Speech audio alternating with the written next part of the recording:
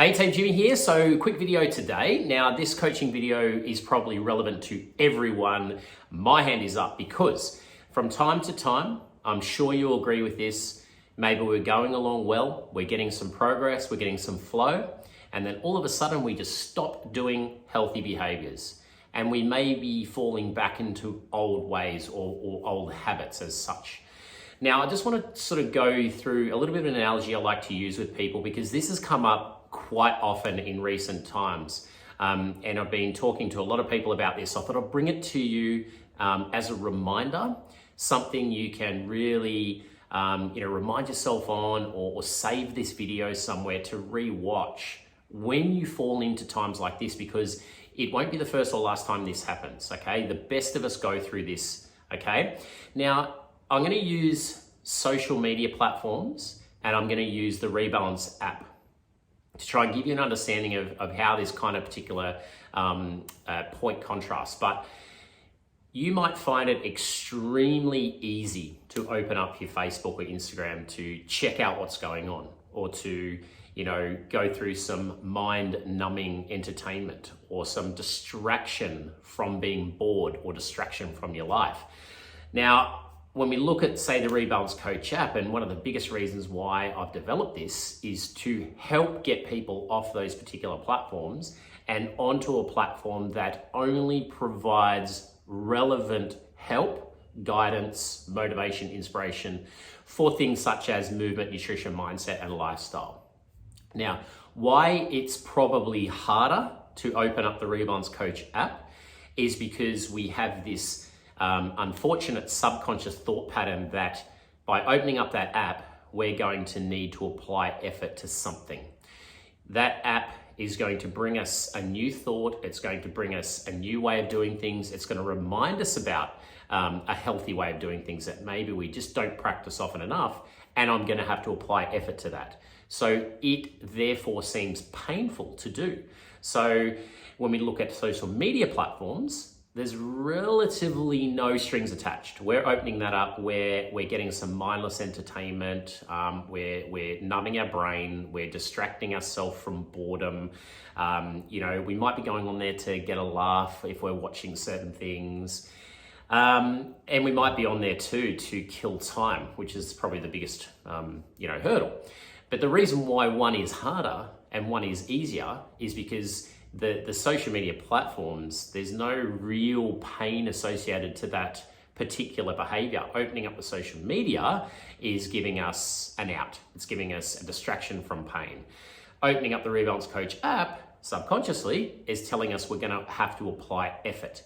So that's the main difference, okay? Now, the reason why one is so easy and one is so hard a lot of it comes back to our subconscious thought patterns and the habits in which we've created and the mindsets in which we've created over the course of time.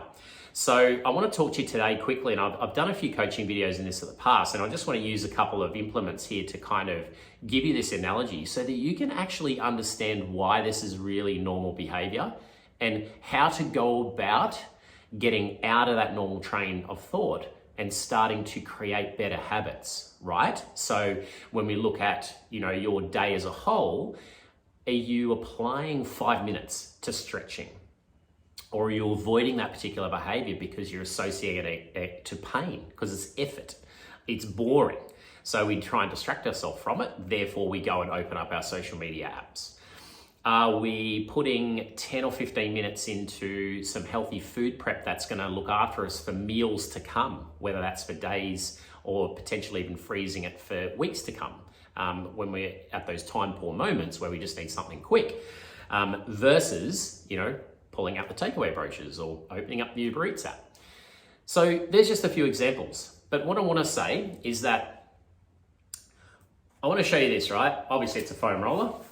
And obviously this is not a very real time or real size analogy or comparison, but I want to talk to you about how the brain works in association to habits. So when we've got a particular habit that we've been doing for years, and I'll always use this one, brushing teeth. Most of us, right? We brush our teeth morning and night. Sometimes we do it and forget we've actually done it. It's that automated that we just do it. Now, the reason why we do it is because it's mainly out of fear.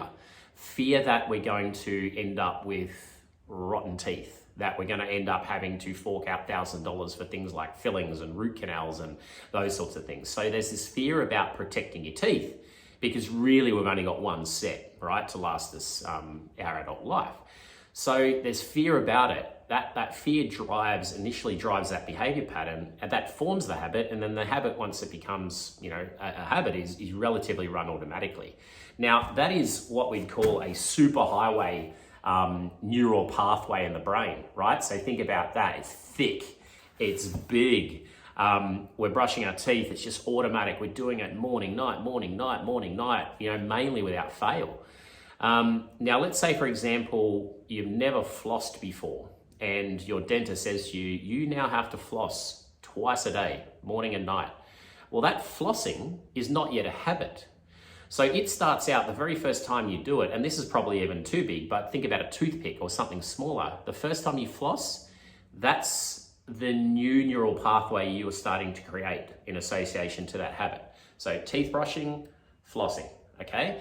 Now, in order to get that flossing into a super highway, automatic, no problems habit, we need to deliberately practice it. We need to repeat it and invest in that deliberate practice and repetition for a long period of time. It may not be weeks, it may not be months, it could be years for some of these things. But in order to get it to that point where we're not having that crossroad discussion with our minds about, that's so painful, I don't want to do it, it's so boring, I don't want to floss for 5 minutes when I could open up a social media app, that's where the deliberate practice comes into play. All right? Much the same as opening up your Rebalance Coach app. We've opened up Facebook and Instagram, some of us, for years, and we've done it 20 times a day. It is a habit that is constantly fed and constantly facilitated every day. Now, opening up an app, let's say, for example, the Rebalance Coach app, where you know the content in there is not going to make you feel like shit. It's going to give you solutions to problems with your health. It's going to give you resources. It's going to give you programs that you can come back and do. It's going to reinvest in the right ways of thinking to promote better health, okay? It might be a yoga app that you have to open up to go do a 10-minute yoga routine. But see the difference between the Rebalance Coach app and a yoga app and a mindset app and a sleep meditation app and an audiobook app. That all seems relatively painful because there's effort associated to that. I've got to learn, but I'm so busy at the moment. I'm so overwhelmed with family stress and work stress. Why would I then go and open up another app and fill my brain with more stuff? That's irrational thinking, right? Unfortunately, that's subconscious driving that. It's avoiding pain and it seeks pleasure. It doesn't understand long-term pain and pleasure. It just understands right now what's painful and what's pleasurable. Pleasurable is opening up an app where we can just mindlessly scroll and there's no effort, it's low energy, there's no pain. Where if we open up an app that's good for our health, I've got to learn that stuff, I've got to put it into practice. Then, you know what I mean? So see where I'm getting at? So in order for you to create a super highway habit with things like reading audiobooks, opening up apps that are going to benefit your health, sending a text to me to book in a call, asking for help from someone. Asking for help from someone could be this little skinny pathway that's just kind of accessed here and there that feels unnatural and feels weird. If you want asking for help to kind of turn into this really normal automated thing, where you're asking for help for someone once a day, you got to practice it, right? You got to practice opening up the Rebalance Coach app. You got to practice doing a session, a lesson a day. Learn the skills. Remind yourself about what is going to be involved in progressing and changing your health for the better and for a sustainable, change process. Then if we're going back to things like Netflix and social media and ordering Uber Eats instead of cooking so that we can spend more time on our phone, if we're asking for help less, if we're doing it on our own less, all these, superhighway versus, skinny neural pathways, this is how we can create more automated, better habits. You don't have to stop the big superhighway ones. Let's say, for example, you're opening up Uber Eats once a day. And that superhighway habit is so ingrained because you've done it for so many times. In order to de-intensify that, in order to shrink that neural pathway, we just need to create another habit. So a lot of people will just try and push energy to stopping and breaking down that neural pathway, but what they're doing is they're trying not to do it. The best way to stop that and de-intensify that neural pathway and to shrink it as such is to start a new habit, okay? So instead of going for Uber Eats that one time a day where you're just going to the app and ordering, your next step could be, no, I might order some fresh frozen meals, from Nourished, or it could be like My Muscle Chef, or something that's already done for you, where instead of going to Uber Eats, you're putting that in the microwave to heat it up, or it's leftovers from dinner the night before. Whatever it is, you start that new pattern and you deliberately practice it, and you be patient with it, and you fight through the boredom of it, and over time, it's going to create a big superhighway neural pathway that feels so normal to you. Guess what? You've just created a new habit, and that old habit has fizzled out. Yes, it's still there and you might access it from time to time, but as long as you're not letting yourself run down that same pathway and grow it again, keep taking your leftovers, keep getting prepared so you've got stuff to take with you. I hope you can understand these examples and these analogies, because this is super important, guys, and this is probably going to lay the foundations of whether in fact you're going to be pushing that trajectory needle and progressing in the direction that you want to go, or having to fight yourself for the rest of your life going like this. I'm too busy. When I get this done, then I will open up the app and learn a lesson.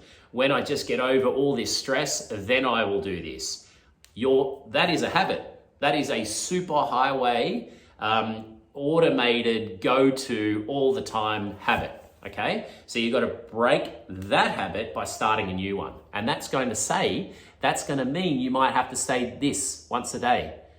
I am stressed. I am busy, but I'm not too stressed or not too busy to apply 5 minutes right now. 3, 2, 1, get down and stretch. Okay, if I was to give you a reward of $100,000 if you could stretch for 5 minutes a day for a month, you would do it, wouldn't you?